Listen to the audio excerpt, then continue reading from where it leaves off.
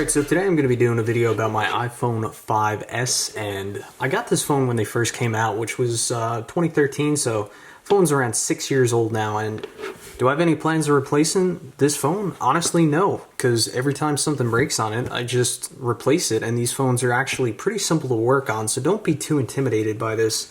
So, with my phone, there's a couple issues with it right now. First off, clearly the screen is cracked. Secondly, the home button doesn't work, which, by the way, if you notice I have a white screen and a black home button. The iPhones never came like that, so my home button went bad in the past before, which I replaced, and I decided to create something different. So, yes, the screen's cracked, the home button doesn't work, and also the battery is going in this. Like, the phone barely lasts me a half a day before I had to charge it, so there's the new battery, and here's the new screen, digitizer, and also the home button. So this is just an all-in-one unit that we're going to replace, which that's pretty simple. So first things first, you want to go ahead and shut off your phone. Alright, next thing we're going to need to do, I recommend you getting one of these magnetic screw holders, because these are really nice to hold on to all the parts for your iPhone. So generally when you buy parts like this, they generally come in a kit, and they give you a couple different screwdrivers, generally like a Phillips head, and then it's kind of like a very small Torx bit, like this, or like this, which over the years, I've replaced a lot of parts, so I've collected quite a few tools. So the first thing we're going to need to do is we're going to need to take this Torx tool, and in the back of the iPhone, by where your charging connector goes in, you're going to want to take out these two little Torx screws. Okay, that's on our mat. So the next thing we're going to want to do is pop up the screen and digitizer all at once. And I found that the easiest way to do this is to take one of these suction cups. And this may be kind of hard to do if your screen's really cracked, but you want to go down by the home button, and you want to pop up the home button first. So it's starting to separate a little bit. You definitely don't want to take a flathead screwdriver and just go back in here prying at things. What you can do, though, these kits do include like these plastic pry tools. You can pull back a little bit, try and get a little separation, and then sneak this pry tool in here. Normally takes a couple tries. There we go. Okay, so now that I have the screen slightly disconnected from the body, next thing you're going to want to do is lift up, but don't lift up too hard, because there's a cable that connects from the home button to the rest of the iPhone. So it's still connected a little bit on the side here. Now it's fully separated. So I found the easiest way to do this is just take the screen and tilt it a little bit to the right, and that exposes this connector down in here. Let me zoom in a little bit. So now what you're going to want to do is, find the tool. I like to take one of these like plastic needles. So there's a little clip right here that you're just going to come in, pop off, and that's basically what secures down the home button wire. And then there's a little connector which you just pop that off like so, and now the home button is removed. So in order to take off the rest of the screen, there is a metal plate, which that's held on with 4, I believe, very small Phillips head screws. So I'm going to go in here now, start unscrewing this.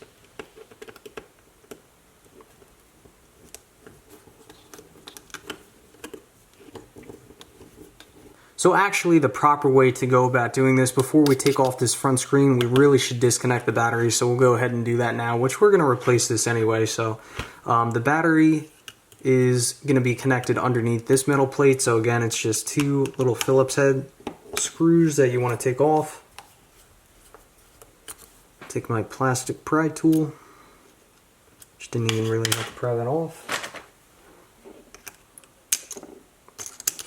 Put that plate out of the way. And we can go ahead, come in and disconnect the battery. Alright, now that we have the battery connection disconnected, now we're going to go ahead and pry out the battery. if this is your original factory battery, it's going to take a little bit of prying to get this out of here. Just be very careful not to damage any of the sensitive electronic components. But technically, when you put the new battery in, they do include some sticky strips that you're supposed to put on the underside, but I don't think I've ever used them in the past, so.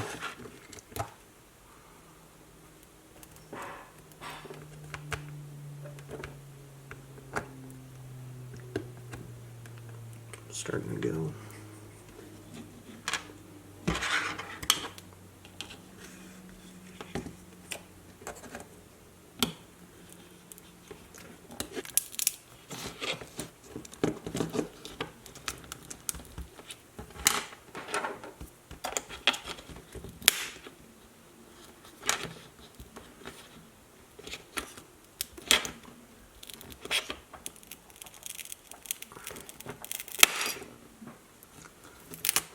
Okay, so now that we've disconnected the battery and removed it from the housing, we can go ahead and continue replacing this front portion of the screen. So I've already removed the 4 Phillips head screws which hold on this retaining plate, so we'll put that off to the side.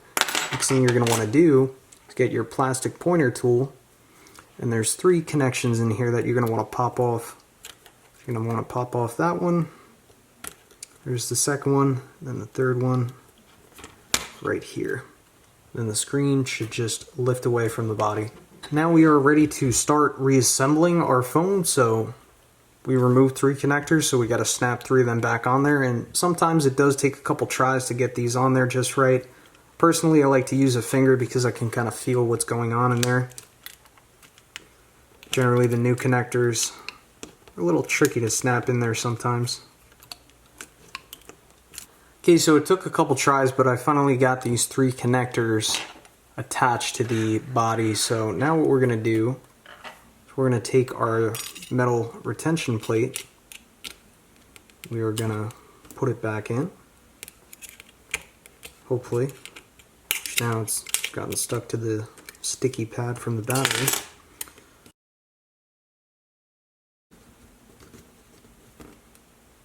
In terms of how tight you want to tighten these screws down, it's kind of judgment call, but I mean, you don't want to go too loose, but you don't want to go too tight because you'll strip them. I've actually had these screws back out in the past. It's actually happened once before on my home button. I guess I didn't tighten down the screw enough, or perhaps I did and it just rattled out over time, and that actually was the reason why my home button wasn't working at one point. So I simply just put a new screw in there and it was fine. When these come from the factory, there is a little bit of blue Loctite on the screws, so it's not a bad idea to put a little bit of Loctite on these, but I mean, you'd really need like a microscopic dab because you don't want to put too much on there, damage the sensitive electronics. So I just choose not to put anything on them and hope for the best.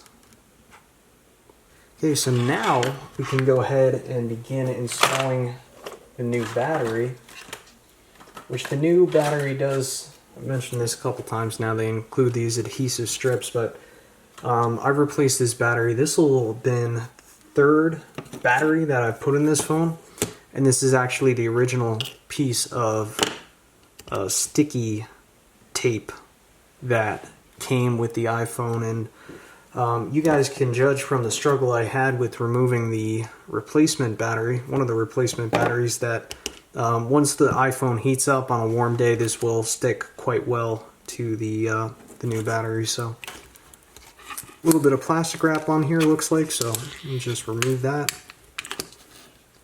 Really don't want to put any pressure on this screen. Let me find something to prop it up with. Or the connections to the screen rather. Okay, so we'll lay in the new battery. Probably a bad place to have the phone on top of my magnetic parts tray. Okay, so before I really push down on this battery, because there may be a little bit of wiggle room that it has, I'm going to go ahead and I'm going to plug it in. So that's plugged in. I believe this gets tucked down in here a little bit. Just like so. You can take a little retention plate for the battery.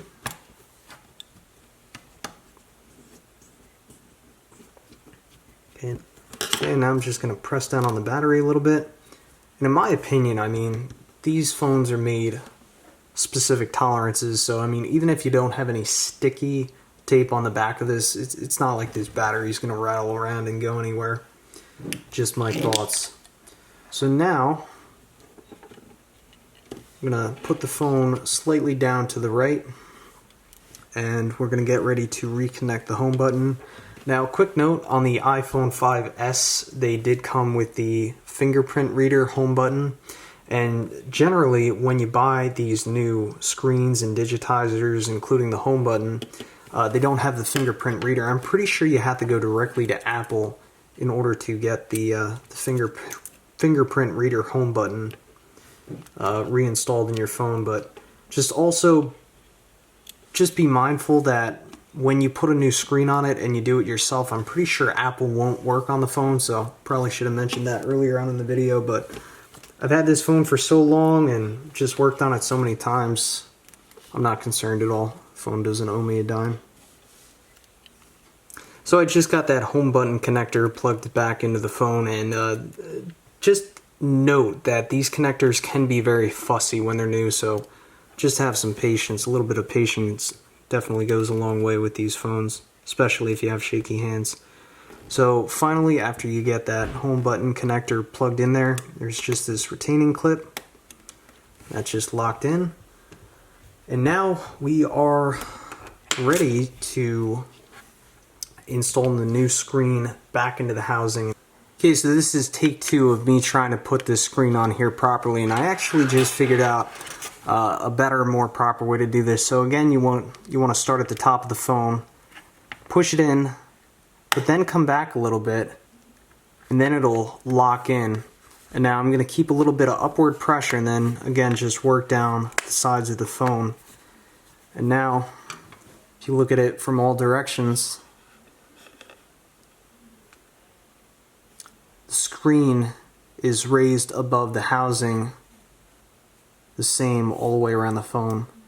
It's a little bit high in the back, but when we put those screws in, it'll sink right down. So, alright, now we can go to the back of the phone, and we can go ahead, reinstall these two little torque screws. Take the two little screws. Alright, now we can go ahead and power up the phone and see if everything's working. Which, this is a brand new battery, so it may have come dead. So I'm going to go find a charger, we'll plug it in and see if it works.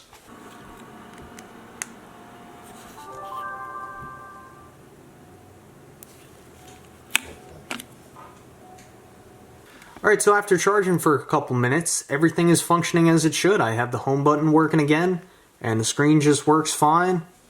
So I'm really happy with that, and also we put the new battery in, so this phone should be good to go for hopefully another couple of years. Now, before I close off this video, I like to keep my iPhone in a case. When I first bought this phone, I spent like $100 on the most top-of-the-line case I could find, and it had like an aluminum frame, and it had like these big rubber bumpers, and it was supposed to be completely, you know, water resistant.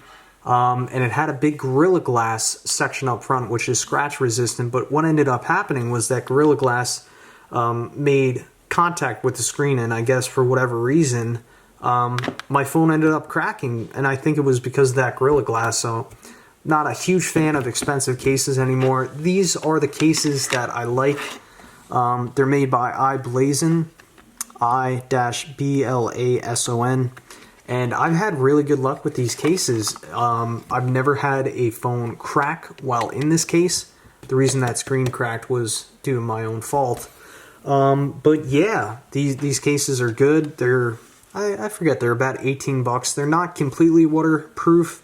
You know, there's an open hole for the rear-facing camera, open hole for the home button, an open hole for the upper speaker, but generally these cases are really good. The only thing I don't like about them, as you can see, that's where my finger is always swiping, and it does scratch over time, so this case is a little over a year, so generally get about a year out of them. So put this new case on, and then we should be all set. And that pretty much concludes today's video. Again, don't be afraid to take apart these phones, especially the older phones. I mean, if you have insurance on the phone or it's still under warranty, absolutely take it to Apple if they'll pay for it. But I mean, these phones are really simple to work on. I'm not 100% sure on the newer phones, the newer iPhones, because I believe they're waterproof or water resistant, so I'm not sure if they have a better seal to the housing, which I'll probably take one apart one of these days. But another quick note, it's also a good idea to keep the old cracked screen and digitizer, because there are a couple parts on here that you could still save. I mean, like the screws, then you also have the front-facing camera and, you know, the ambient light sensor and speaker. So if one of those parts goes bad, just simply take apart the phone and you could just swap out these components. Not too bad. So that's it for today. Thanks for watching. Please thumbs up if you enjoyed this video and subscribe for more.